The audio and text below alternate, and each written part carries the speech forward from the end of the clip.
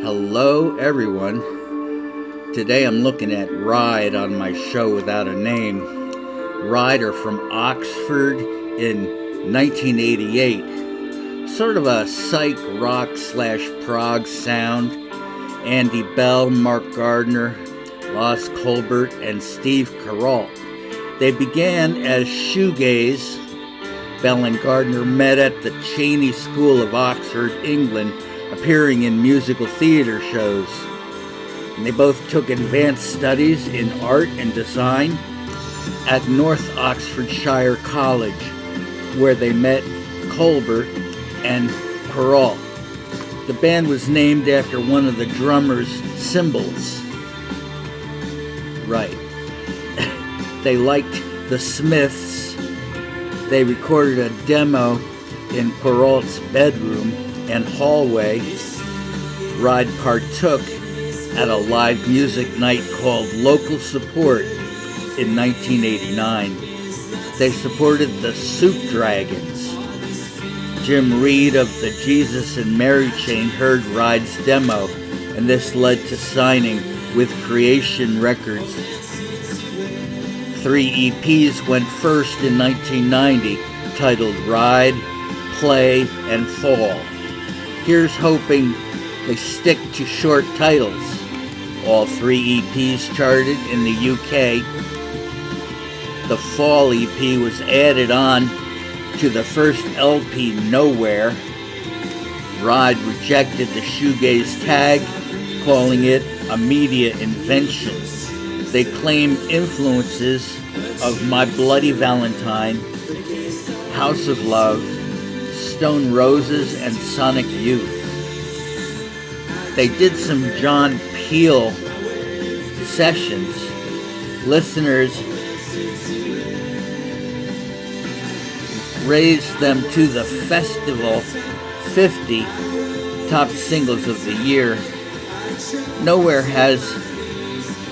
was successful to number 11 in the UK.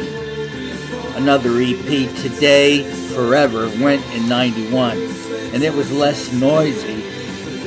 Ride rode to Japan, Australia, and France at year end. Tickets in Japan sold out in minutes. Early in 92, they hit the top 10 with Leave Them All Behind, and this coincided with the release of their second album. A month later, Going Blank Again led to some gigs with the Charlatans, which kept fans' interest going for Ride. Even if shoegaze was being tossed to the back of the closet, Carnival of Light went in 94 with the advent of Britpop. John Lord made a guest appearance on keyboards. You remember him from Deep Purple. Bell wrote the lyric on side A, Gardner on side B. Both sides were more classic rock than Britpop. Critics didn't like the album. By the end of the year, neither did the band. They didn't split up, not immediately, but they did just that during the recording of Tarantula. Gardner and Bell had taken out the shoegaze musically and lyrically. Carell said that for the next album, they could have gone one of 2 ways. They chose wrong. Gardner had become fascinated by dance music. Bell said no, as with the 1/2 Gardner, 1/2 Bell Carnival of Light, Bell wouldn't let Gardner contribute to any of the songs that Bell had written. The seeds of distrust had been germinating when Tarantula was out. The self-destruction was inevitable. The Castle on the Hill track was a description of the sad state that he saw that Ride was in. Gardner was in a self-imposed exile. He walked out during mixing, and the band announced that Ride was at an end. The album was in stores for a week, but then withdrawn. Critics and fans didn't like Tarantula at all. It was described as an abomination of 70s Lenny Kravitz cliches. Yow. Andy Bell formed Hurricane #1, but he left to play bass for Oasis, where he hoped the band's vibe would be so much more positive than that of Ride. You can hope that, but you can't necessarily get that. Gardner and Colbert joined Animal House.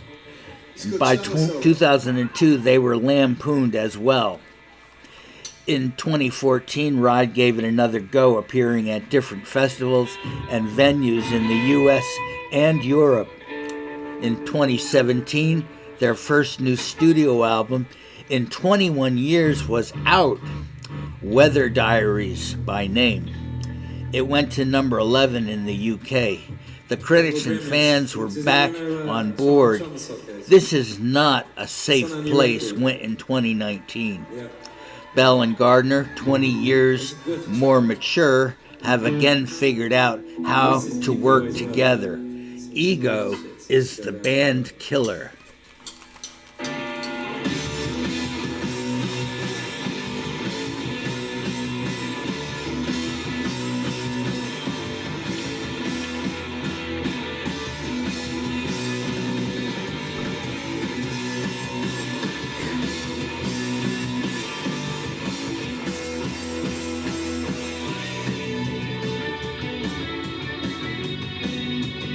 Please join me again soon.